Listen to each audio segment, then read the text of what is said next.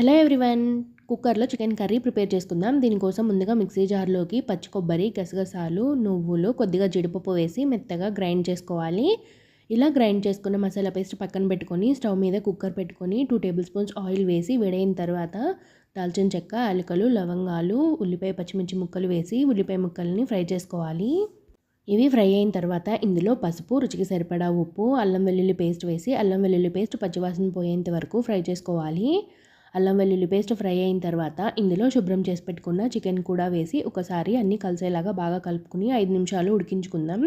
ఇలా 5 నిమిషాలు ఉడికించుకున్న తర్వాత ఇందులో కారంకి తగ్గట్లుగా కారం, ధనియాల పొడి, జీలకర్ర పొడి, గ్రైండ్ చేసి పెట్టుకున్న మసాలా పేస్ట్, కొత్తిమీర, పుదీనా వేసి మరొకసారి అన్నింటినీ కలుపుకొని మూత పెట్టి మరొక 5 నిమిషాలు ఉడికించుకున్న తర్వాత ఇందులో గ్రేవీకి సరిపడా వాటర్ వేసుకొని కుక్కర్ మూత పెట్టుకొని 3 విజిల్స్ వచ్చేంత వరకు ఉడికించుకుంటే మనకి చికెన్ కర్రీ రెడీ అయిపోతుంది. చాలా టేస్టీగా